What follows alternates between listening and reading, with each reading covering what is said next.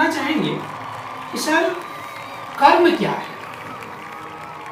थोड़ा विशेष रूप से आप बताएंगे कि जो लोग नित्य क्रिया करते हैं वहां से जो उनकी सुबह एक प्रारंभ होती है और उनकी जो लास्टली जो वर्क होती है शाम की इवनिंग के समय खाना खाने के बाद जो बेड तक जाते हैं, आप उस चीज को ध्यान में रखते हुए बताएंगे कि कर्म क्या है।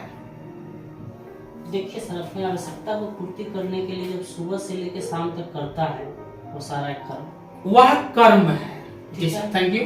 और जहाँ तक आप जो जिस कर्म की बात करते हैं, कर्म से आदमी महान हो गया है, कर्म से आदमी आशीर्वाद प्राप्त किया है और कर्म से ही गाली सुना है, वह कर्म है, वो सारा कर्म है। बिल्कुल आप अच्छा बुरा जो भी करते हैं बिल्कुल वो सारा एक कर्म है। इस वैसे कहा जाए तो ये धरती ही कर्म मंच है। बिल्कुल इस कर्म मंच पे जितने भी सजीव प्राणी है वो सभी कुछ ना कुछ करते हैं। इवन आप समझते हो पेड़ पौधे क्या कुछ करते हैं। आम का पौधा तो देखेंगे सर, अभी सीजन भी है, वो मोजर दे रहा है, उस पर फल लगेगा, हम लोग खाएंगे, वो उसका कर्म है, वो भी कर्म है सर। तो दुनिया में इस कर्म धरती पे, ठीक है सर, जो भी सजीव है वो बिना कर्म के रह नहीं सकता। वो जो भी मोशन करता है, जिस भी परिवर्तन में, चाहे जैसा भी हो, वो कर्म है। कर्म दो तरह से किए जा सकते हैं। बिल्कुल, एक आप शरीर से कर सकते हैं। बिल्कुल, जैसे शरीर के दो पार्ट है सर, एक है दृश्य पार्ट, एक अदृश्य पार्ट, जहां से साउंड आ रही है,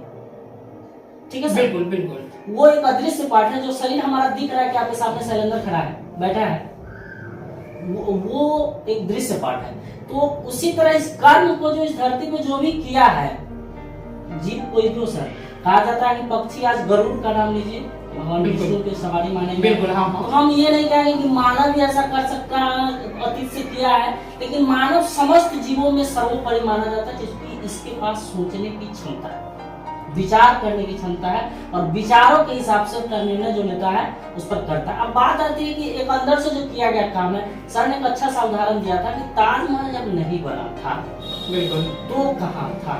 बिल्कुल, बात है सर, अब 7 अजूबा में से एक अजूबा है ताजमहल। अगर नहीं बना था तो कहाँ था? किसी न किसी दिमाग में था, मतलब उसके मन में था, हृदय में था, जो दिख नहीं रहा, जहाँ से विचारों की उत्पत्ति हुई थी, वहाँ एक किया गया काम होता है। और एक दूसरा जो धरातल पर उसको बना दिया, उसको हाथों से करना।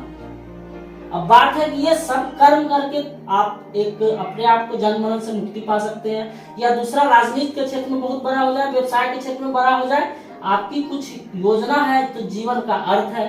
अगर कुछ योजना नहीं है, कोई काम नहीं कर रहे, तो फिर आपके जीवन का अर्थ नहीं है, वो बेकार है। इस बात आ गया सर, आते हैं शैलेंद्र सर, एक चीज बोले कि सुबह से शाम तक जो नित्य क्रिया होते हैं, चाहे वो अच्छे हो बुरे हो, वह एक कर्म है।